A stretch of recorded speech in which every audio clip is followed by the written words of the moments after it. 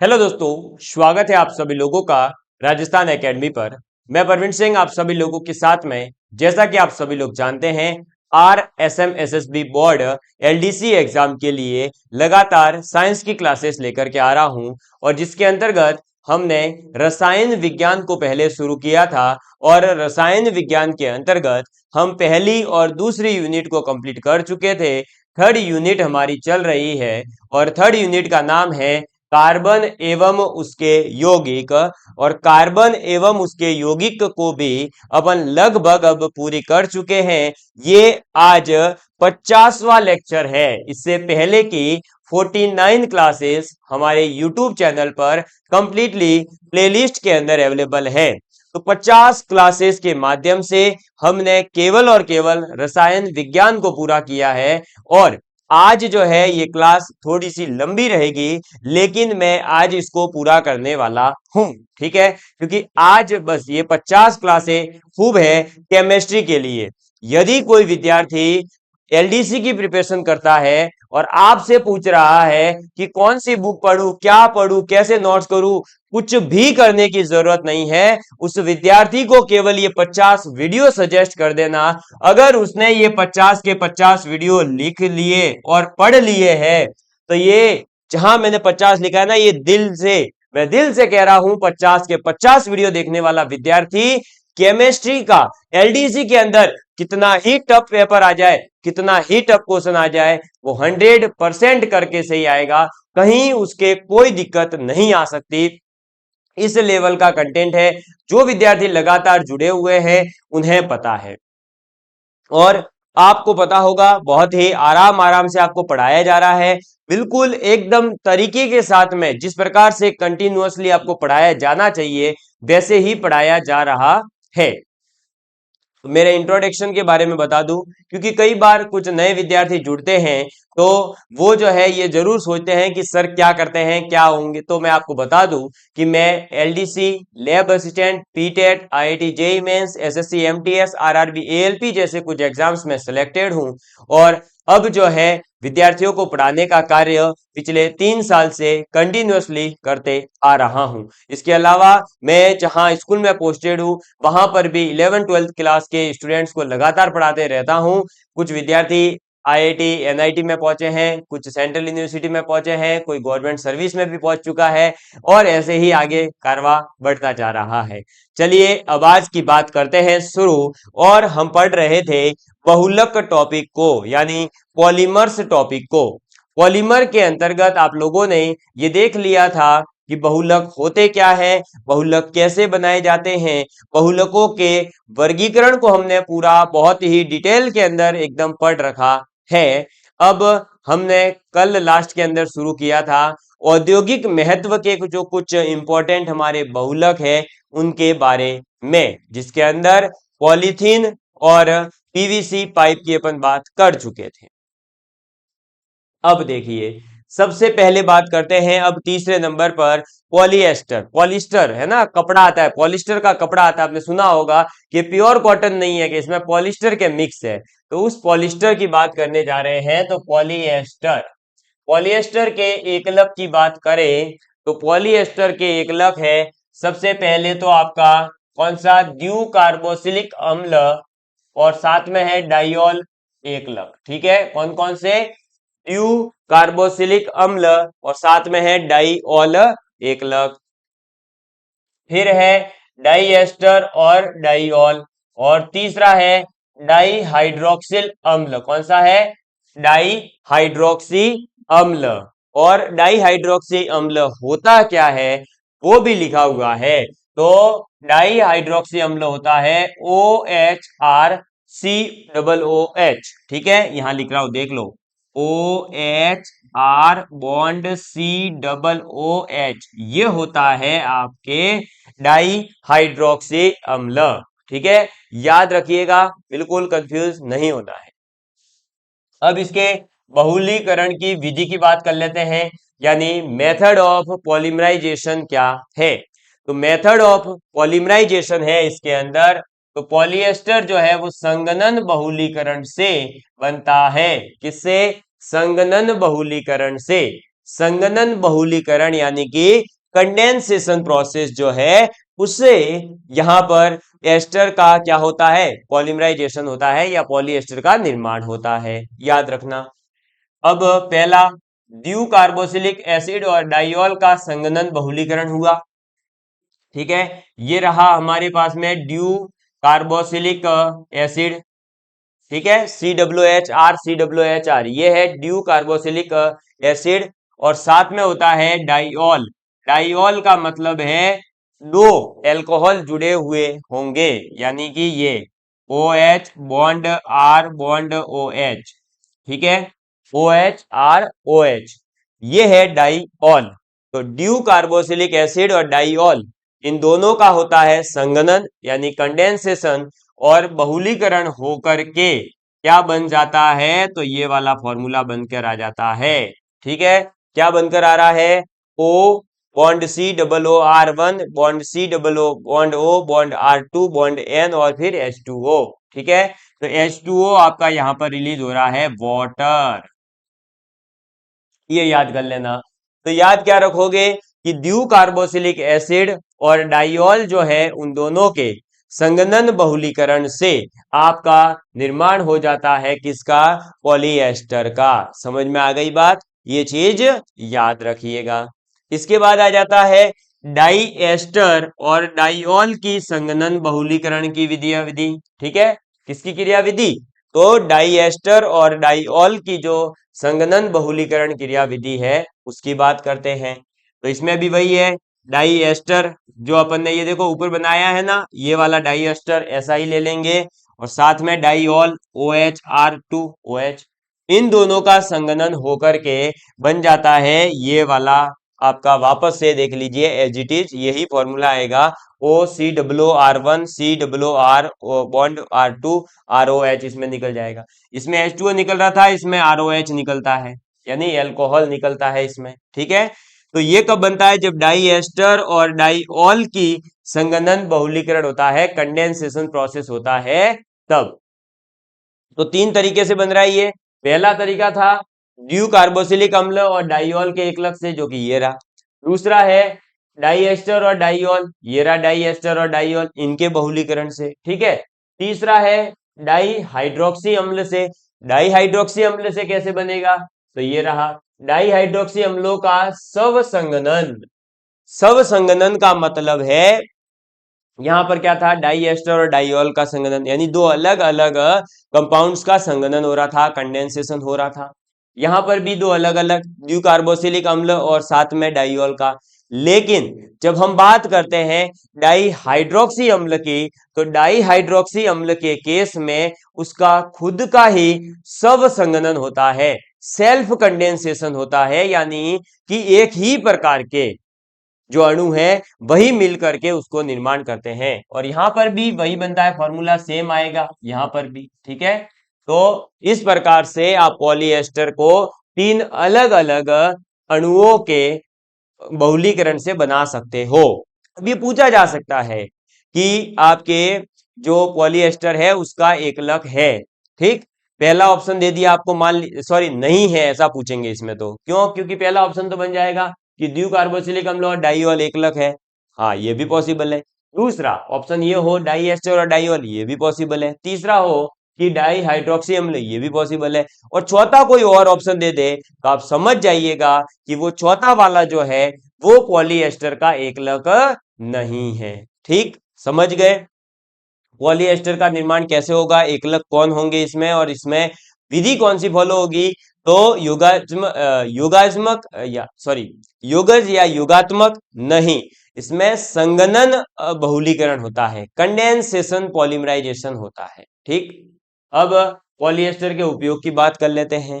तो पॉलीएस्टर का सर्वज्ञात उदाहरण है टेरिलीन, ठीक है। क्या है, टेरिलीन। और टेरिलीन को अपन डेक्रोन कहते हैं, टेरिलीन को क्या कहते हैं, डेक्रोन कहते हैं।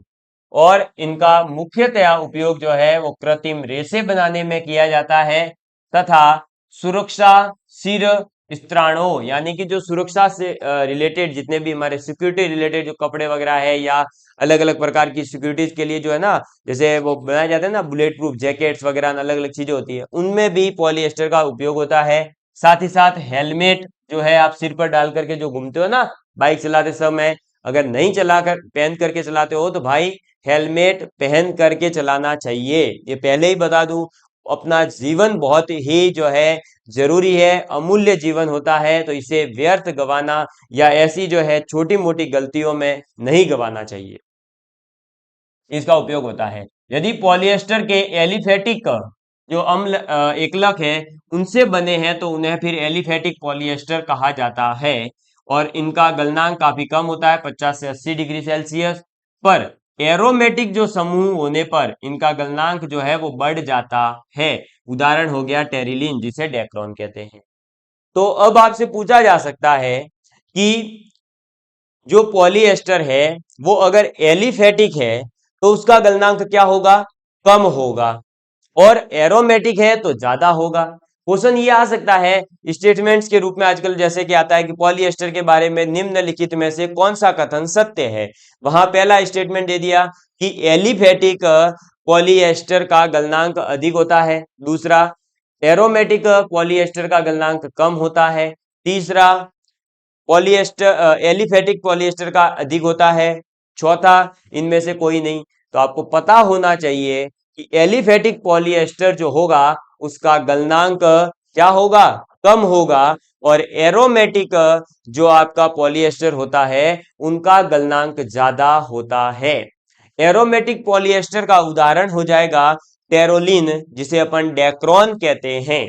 ठीक है, तो आपको समझ में आ गया होगा कि पॉलीएस्टर जो है वो अलग अलग, टोटल इसके कितने हैं तो देखो 5 जो है एकलक है।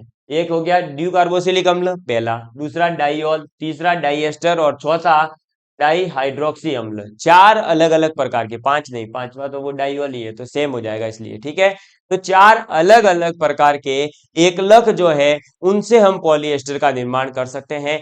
विधि हमेशा संगणन ही रहेगी। ठीक, और इसका उपयोग कहाँ क्या किया जाएगा तो आपको बता ही दिया है, और एलिफेटिक और एरोमेटिक में डिफरेंस याद रखना। ठीक, चलो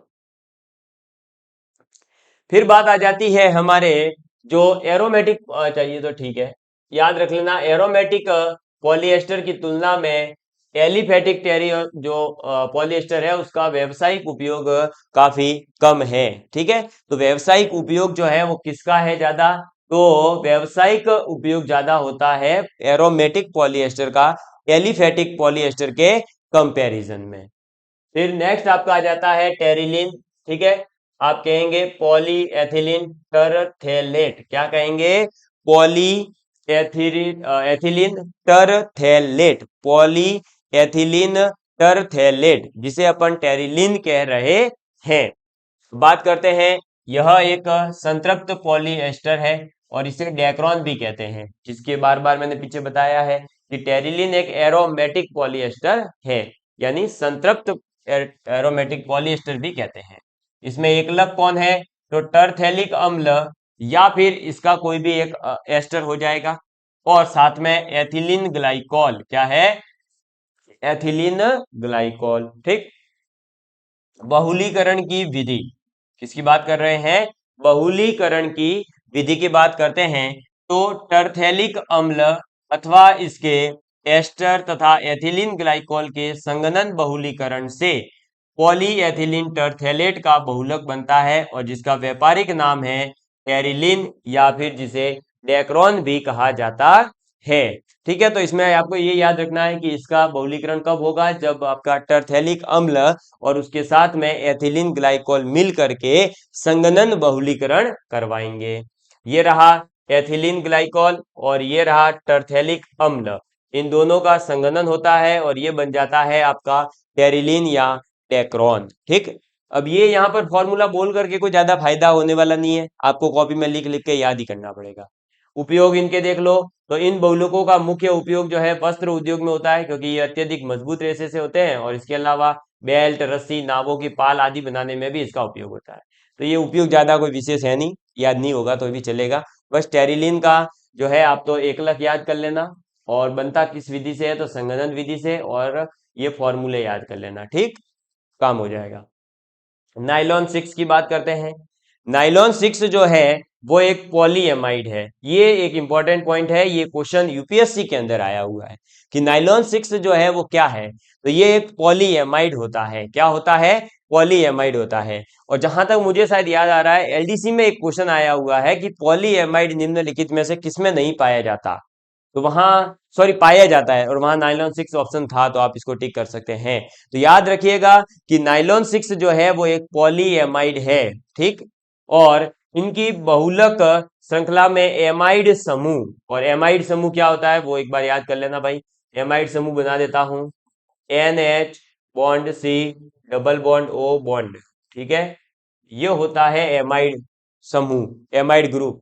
NH bond C double bond O bond O, clear, NHCO, आप तो ऐसे याद रखना, NHCO, ये होता है एमाइड ग्रुप, और इसी एमाइड ग्रुप के बहुलीकरण से बनता है पॉलीएमाइड, और नाइलॉन 6 एक पॉलीएमाइड का एग्जाम्पल है। ये देख लो, ये रहा इसका एकलक। इसका एकलक जो है वो कौन सा है, तो इसका एकलक है आपका के प्रोलैक्टोन। क्या है, के प्रोलैक्टम, के प्रोलैक्टम। और ये रहा के प्रोलैक्टम का सूत्र या संरचना जो आपको याद रखनी है, ठीक है। संरचना कैसी है, दिख रही है ना आपको, ये इस प्रकार से 7 है इसके अंदर, ठीक है। और फिर इधर जोड़ दीजिए NH और इधर डबल बॉन्ड O, ये होता है प्रोलैक्टम, याद कर लेना, सीधा सीधा याद रखना है बस नाइलॉन 6 में। तो बहुलीकरण की विधि की बात करें तो के प्रोलैक्टम जो है एक वलय युक्त एकलक है, दिख रही है पूरी रिंग है, वलय यानी, और ऋणात्मक योगात्मक अभिक्रिया के द्वारा प्रोलैक्टम से नाइलॉन 6 का संश्लेषण होता है। ये याद रखना, योगात्मक अभिक्रिया तो होती है इसमें, लेकिन कैसी, तो ऋणात्मक योगात्मक अभिक्रिया। कैसी, ऋणात्मक योगात्मक अभिक्रिया से के प्रोलैक्टम से जो है हम नाइलॉन 6 का संश्लेषण करते हैं। फिर यहां पर एकलक जो है वो 6 कार्बन परमाणु है, इसलिए इसे नाइलॉन 6 कहते हैं। तो जो इसका एकलक है ना, उस एकलक के अंदर कितने कार्बन है, 6 कार्बन है, इसलिए इसका नाम भी नाइलॉन 6 पड़ गया है। ये बात आपको याद रखनी है, ठीक है। चलो आगे बढ़ते हैं। अब सिर्फ चीजें इसमें याद रखने वाली है, इसलिए मैं थोड़ा सा इनको जो है जल्दी जल्दी निपटा रहा हूं, ठीक। अब नाइलॉन 6 ये रहा, और इसके उपयोग की बात करते हैं। देखो ये फिर इसका बहुलक बन जाता है ऐसे। और नाइलॉन 6 जो है वो एक उच्च तनन सामर्थ्य वाले संश्लेषित रेशे हैं। यह सामान्यतः सफेद रंग के होते हैं, अम्ल और क्षार के प्रतिरोधक होते हैं, और इनका उपयोग वाहनों में, गियर आदि में होता है। इसके अलावा इन केसों का उपयोग जो है टूथब्रश, संगीत वाद्यों जैसे कि गिटार, सितारा, वायलिन आदि के तारों में भी बनाने में होता है इसका उपयोग, ठीक है। तार बनाने में भी नाइलॉन का उपयोग होता है। बात करते हैं नाइलॉन 6 की। ये था नाइलॉन 6, और अब बात कर रहे हैं नाइलॉन 6 की, यानी डबल बार 6 है। ये भी एक पॉलीएमाइड ही है, और इसमें एकलक होता है हेक्सा मेथिलीन डाइएमीन। ये नाम याद रखना, एकलक कौन है, हेक्सा मेथिलीन डाइएमीन, और साथ में होता है एडीपिक अम्ल। और जब एडीपिक अम्ल और हेक्सा मेथिलीन डाइएमीन का संगनन होता है, कंडेंसेशन होता है, तब बनता है आपका नाइलॉन 6। ये रहा हेक्सामेथिलीन डाइएमीन का फॉर्मूला, ये रहा एडिपिक अम्ल का फॉर्मूला, दोनों मिल करके बनते हैं क्या, नाइलॉन 6, ठीक। और यहां पर डाइएमीन और ड्यू कार्बोसिलिक अम्ल दोनों में 6 कार्बन परमाणु होते हैं, इसलिए इसका नाम नाइलॉन 6 पड़ गया है। तो डाइएमीन के अंदर भी 6 कार्बन है, और ड्यू कार्बोसिलिक अम्ल आ गया, उसमें भी 6 कार्बन, तो 6, इसलिए नाइलॉन 6 इसका नाम है, ठीक है। चलिए, इसमें पूछा जा सकता है कि ये जो 6 है किसको इंगित करते हैं, तो याद रखना पहला वाला 6 जो होता है वो डाइएमीन के 6 को, है ना, ये डाइएमीन के 6 को, पहला वाला 6, और जो दूसरा वाला 6 है वो कार्बोसिलिक अम्ल के 6 को रिप्रेजेंट करता है, क्यों, कार्बनों को, है ना, उसके अंदर कार्बन कितने उपस्थित है उनको। इसके उपयोग, तो इनका उपयोग भी तनन सामर्थ्य होते हैं, घर्षण प्रतिरोध वाले बहुलक होते हैं, प्लास्टिक तथा रेशे दोनों रूपों में उपयोग होता है। सबसे ज्यादा नाइलॉन 66 का उपयोग टायर के धागे बनाने में होता है, और इसके अलावा नाइलॉन 66 का उपयोग हम वस्त्र के रूप में, पैरासूट के लिए, रोप के लिए, वस्त्रों के लिए आदि में इसका उपयोग कर सकते हैं। ठीक है, याद रखना। बेकेलाइट की बात करते हैं। यह फिनॉल और फॉर्मेल्डिहाइड के संघनन द्वारा प्राप्त ताप दृढ़ थर्मोसेटिंग रेजिन है। बेकेलाइट जो है वो फिनॉल और फॉर्मेल्डिहाइड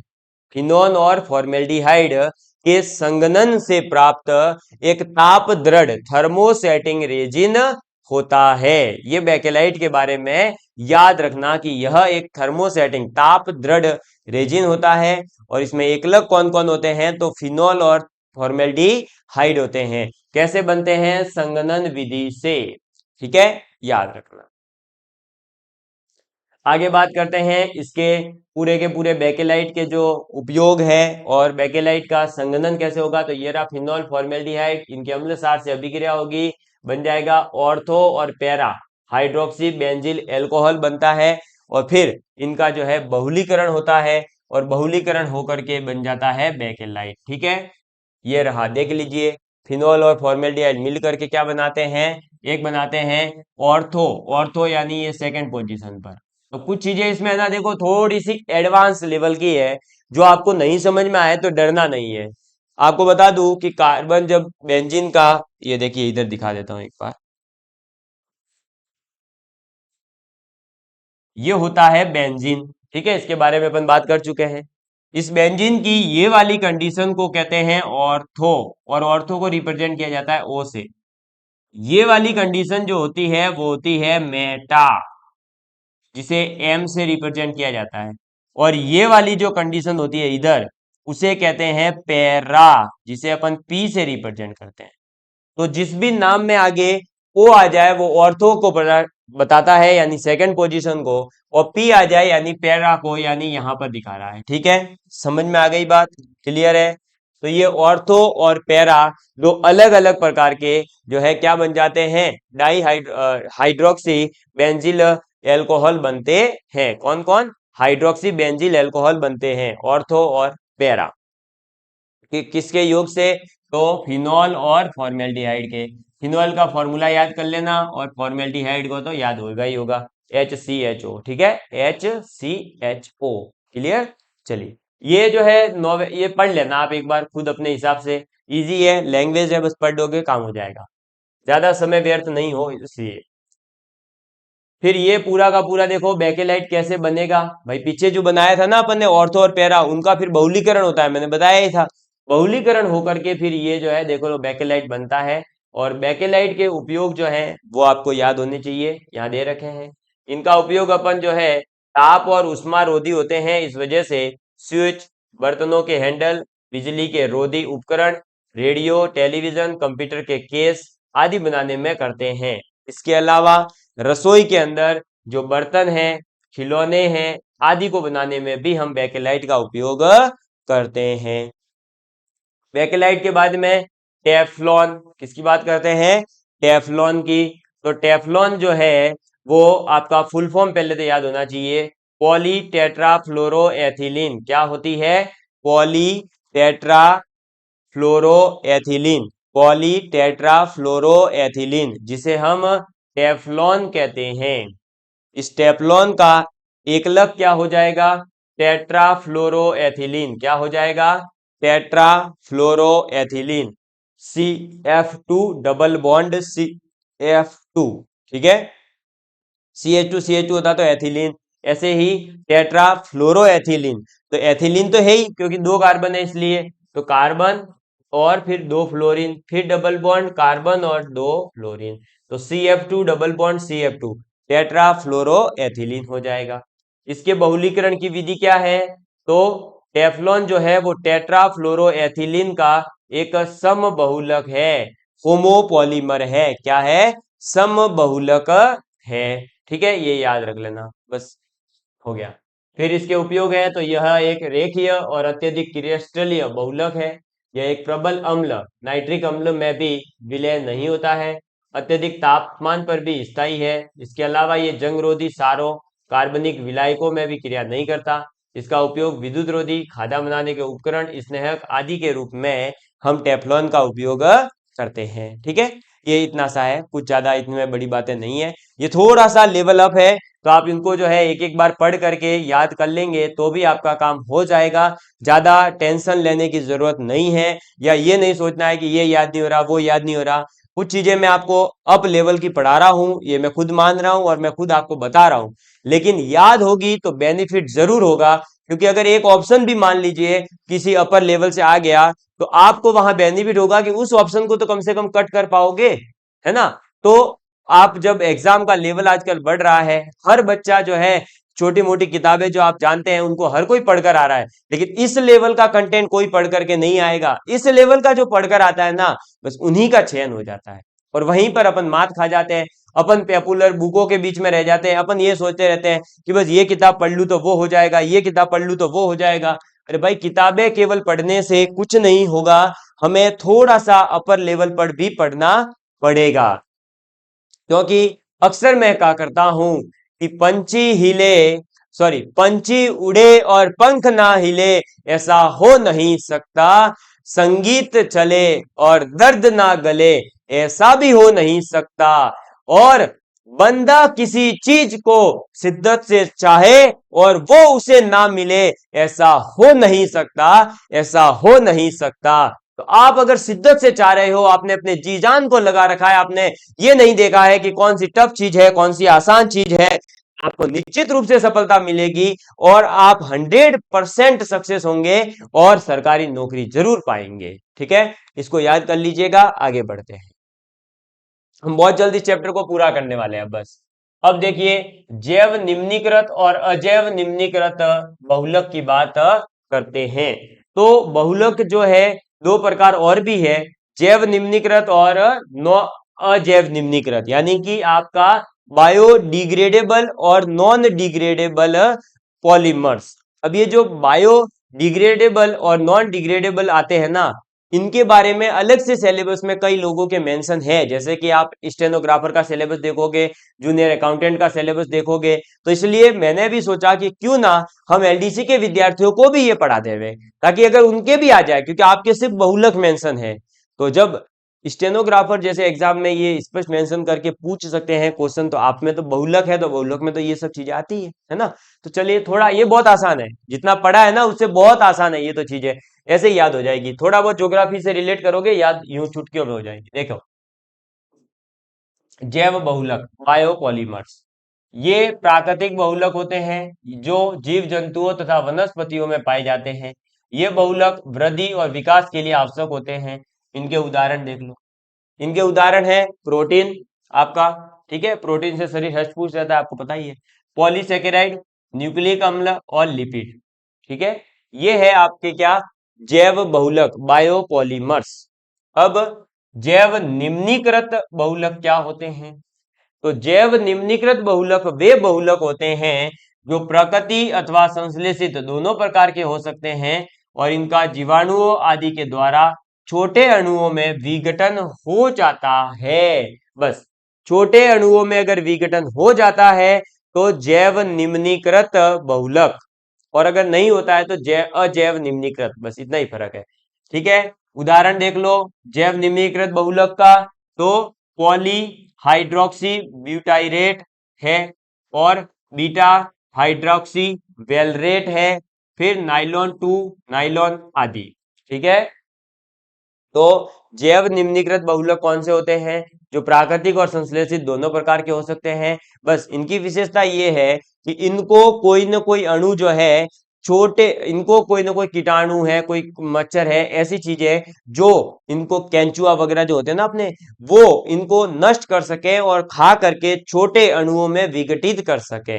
अगर विघटित हो रहे हैं तो वो जैव निम्नीकृत है। और अजैव निम्नीकृत, ये संश्लेषित बहुलक होते हैं, और इन बहुलकों का जैव निम्नीकरण नहीं होता है, यानी विघटन नहीं होता है। उदाहरण जैसे पॉलीथीन। तो पॉलीथीन की थैली आपको पता ही होगा, कितने ही सालों सालों तक पड़ी रहे तब भी नहीं सड़ती है, और सड़ने के बाद में भी वो पूरी तरह से मिट्टी में तो नहीं मिलती है, एकदम से मिल करके ऐसा नहीं है कि मिट्टी का रूप धारण कर लेवे, है ना। तो पॉलीथीन है, बेकेलाइट है, टेफ्लॉन है, पीवीसी पाइप है, टेरिलीन है। पहले लोहे के पाइप जो है घरों में हम यूज करते थे पानी के कनेक्शन के लिए, लेकिन अब धीरे धीरे पीवीसी पाइप क्यों यूज होने लगे? उसका कारण ही ये है कि लोहे के पाइप 5 साल 10 साल बाद में सड़ना शुरू कर देते थे, जंग लगना उनपे शुरू हो जाती थी। लेकिन ये पीवीसी पाइप ऐसे होते हैं कि अगर ये धूप में नहीं है, छाया के अंदर है, और आपने जो है इनके ऊपर कोई भार वार नहीं दिया, तो ये पता नहीं कितने साल चल जाए, 20 साल भी चल सकते हैं। समझ में आ गई बात? तो इसलिए इनका यूज जो है ज्यादा होता है, लेकिन ये अजैव निम्नीकृत होते हैं, यानी ये डिग्रेडेबल नहीं होते हैं, इनको कोई अणु नष्ट नहीं कर सकता। पीवीसी पाइप को कोई देखना अपने घर पर, चूहे वगैरह कहीं भी हो, चूहे भी इतना ज्यादा होता है कि इसको काट नहीं पाते। हाँ, काटते हैं जरूर, इसको नुकसान पहुंचा सकते हैं, थोड़ा बहुत फोड़ वोड़ सकते हैं, लेकिन पूरा खा सके ऐसा नहीं होता है।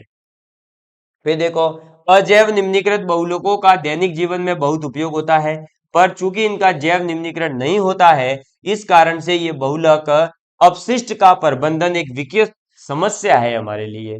क्यों? अब पॉलीथीन है, पॉलीथीन का यूज बहुत आसान है, बहुत हल्की होती है, कहीं भी ले जा सकते हैं, इधर उधर कहीं पर भी। लेकिन जब वो नष्ट नहीं हो रही है तो पृथ्वी पर क्या हो रहा है? बहुत ज्यादा प्रदूषण बढ़ रहा है, उसकी वजह से गाय वगैरह खा लेती है तो उससे इनकी मृत्यु हो रही है। तो ये हमारे लिए एक विकट समस्या है। इसलिए ऐसे बहुलकों का संश्लेषण किया गया है जिनका जीवाणुओं आदि के द्वारा निम्नीकरण हो सकता है, और उसके कुछ महत्वपूर्ण बहुलक हैं, जैसे कि आपका पहला है पॉलीलैक्टिक अम्ल। क्या है? पॉलीलैक्टिक अम्ल। अब ये पॉलीलैक्टिक अम्ल जो है, यह एक ताप सुगठीय और टेलीफेटिक पॉलीएस्टर है। ये याद रखना, पॉलीलैक्टिक अम्ल एक क्या है? तो एलिफेटिक पॉलीएस्टर है। और कैसा? तो ताप सुगठीय। और इसे जो है लैक्टिक अम्ल जो होता है, लैक्टाइड जिसे कहते हैं, उस लैक्टिक अम्ल या लैक्टाइड के बहुलीकरण से बनाया जाता है। इसका उपयोग होता है मुख्य रूप से चिकित्सा के क्षेत्र में टाका लगाने के लिए।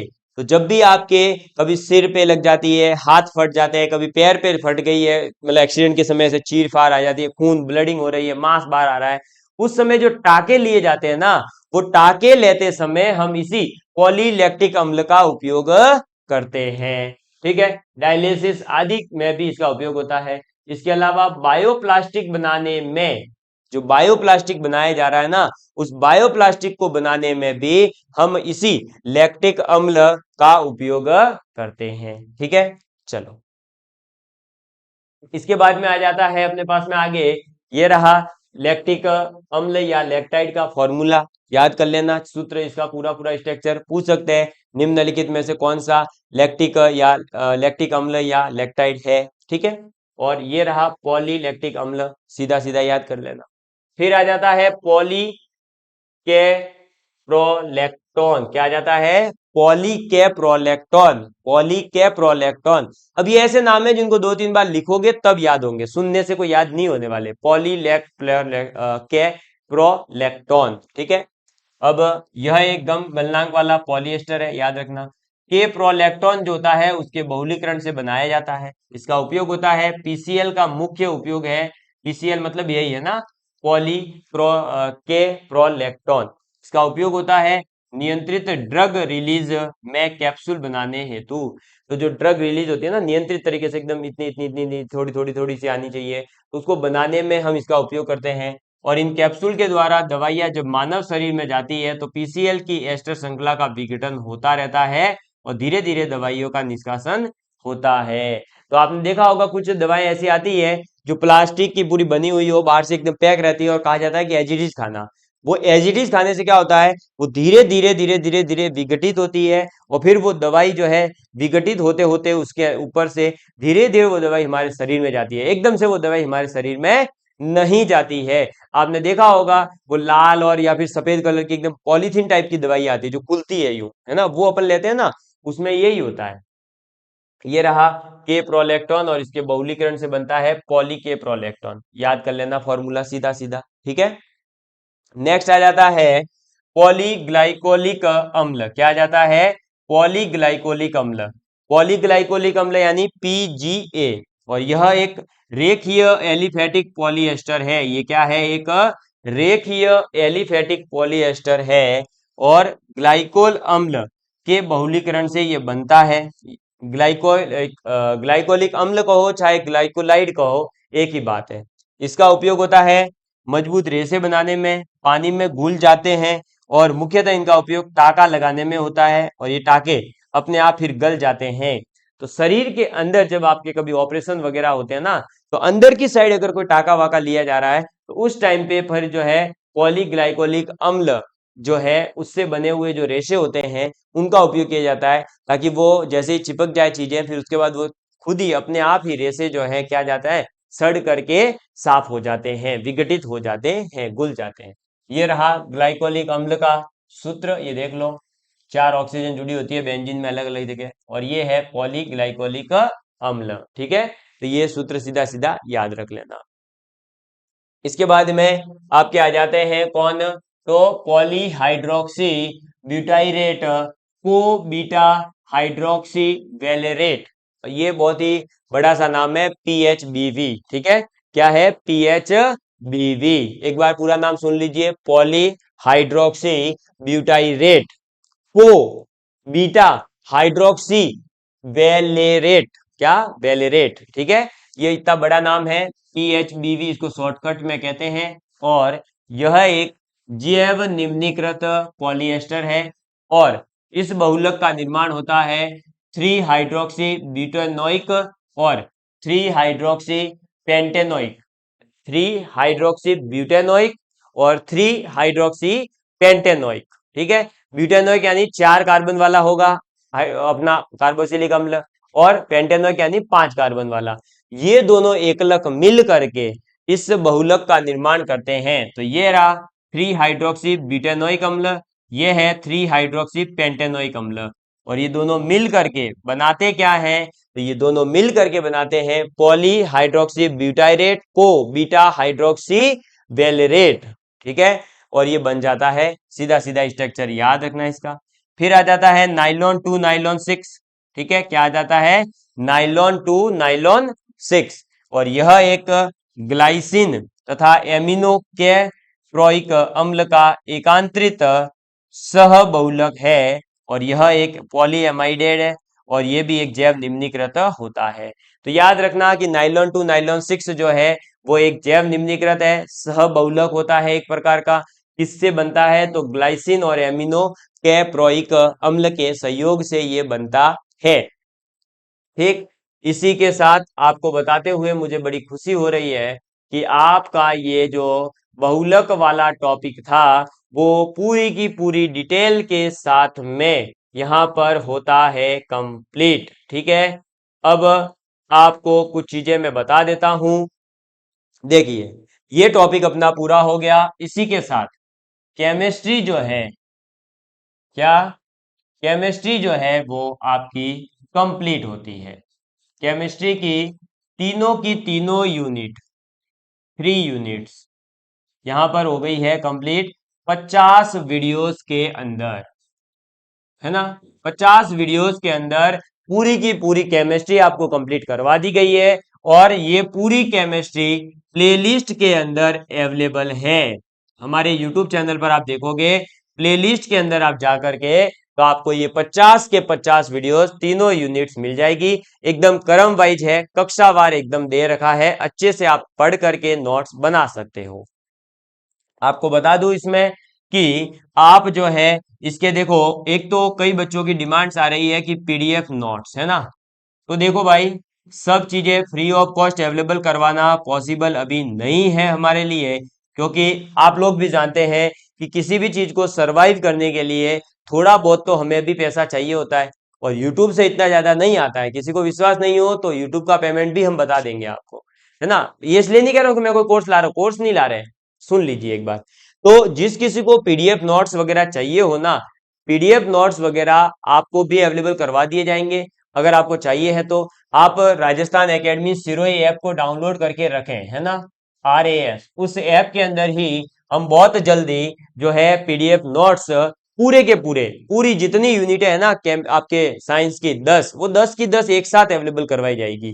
इसके साथ में जो बेसिक कोर्स है हमारे एलडीसी का, वो बेसिक साइंस और बेसिक मैथ का कोर्स आप लोगों के लिए कंप्लीट 199 रुपीज में ऑलरेडी हमारे ऐप पर अवेलेबल है, जिसे आप बाय करके पढ़ सकते हो। और जो 199 वाला ये बेसिक वाला बैच लेता है, बेसिक में हमने उसमें जो है इससे लो लेवल की चीजों को समझाया है, आपको बस उसमें बताया है कि क्या चीजें क्या है, उसके बाद उससे अपर लेवल की चीजों को आप देख सकते हैं।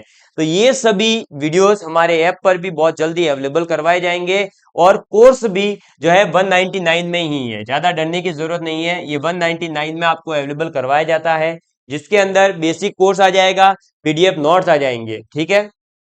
और एक हमने कहा था कि आपको जो है बुक अवेलेबल करवाएंगे हम, तो बिल्कुल बुक आने वाली है। हर बार बच्चों की बातें आ रही है, सर बुक कब तक आएगी, कब तक आएगी, है ना। तो आपका जो ये प्यार है, इसी को देखते हुए हम बुक को जितना जल्दी हो सके उतना जल्दी लाने की कोशिश कर रहे हैं। पर दिक्कत यहीं पर आ रही है कि अभी अगर हम बुक लॉन्च करेंगे तो जो है पब्लिकेशंस वगैरह ये कह रहे हैं कि सर अभी वैकेंसीज नहीं आई है, क्या पता क्या होगा आगे जाकर के, क्या सीईटी लागू रहेगा नहीं होगा, उसकी असमंजस की स्थिति की वजह से, जैसा कि आपको पहले बताया है कि आपको तैयारी करते रहना है, इसीलिए हम बस कंटेंट ला रहे हैं। बुक देखो, बुक आपके पास में आ जाएगी, तो अभी आप पढ़ते रहिए, है ना। और बुक का लगभग कवर वगैरह सब कुछ तैयार है, बस इसको प्रिंट के लिए भेजना है। जैसे ही प्रिंट हो जाएगी उसके बाद तो एक ही दिन में आपको अवेलेबल भी करवा देंगे, है ना। तो बुक आपके तक आ जाएगी। आप सभी लोगों का प्यार बना रहा, इसीलिए मैं ये 50 वीडियो तक का जो है सफर तय कर पाया हूं। 50 वीडियोस कैसे लगे हैं प्लीज कमेंट करके बताइएगा। और ये 50 वीडियो पूरे होने की खुशी में आप अपनी तरफ से जितना प्यार देना चाहे इस वीडियो को प्यार दे सकते हैं, कमेंट के माध्यम से, व्हाट्सएप के माध्यम से, इंस्टाग्राम के माध्यम से, टेलीग्राम के माध्यम से, जहां कहीं भी आपकी इच्छा करें। आप हमें धन्यवाद देना चाहें या हमें कोई राय देना चाहे, आपकी तरफ से कोई सुझाव हो, तो जो चीज आप कहना चाहे हमारे को, अगर जो है कुछ गलत चीजें हैं तो वो भी आप बता सकते हैं। हम आपकी हर चीज को एक्सेप्ट करेंगे और आपके लिए निरंतर कुछ न कुछ नया लाने का प्रयास करते रहेंगे। ये 50 वीडियोस आप लोगों को पढ़ाए गए हैं, बताइएगा इन 50 वीडियो को पूरा देख करके कि कंटेंट और टीचिंग स्किल में जहां कहीं भी कुछ भी कमी है प्लीज बताइएगा, हम उसको सुधार करेंगे और इसी प्रकार से आगे बढ़ते रहेंगे। आप अगर चाहते हैं कि गणित विषय यानी मैथ्स की क्लासेस भी इसी प्रकार से लाई जाए, तो आपके लिए मैथ्स की क्लासेस भी हम शुरू करेंगे, पर आप लोग जब इस वीडियो को ज्यादा से ज्यादा प्यार देंगे तब, ठीक है। तो love you all of you, please take care and please share with your friends. जय हिंद, जय भारत।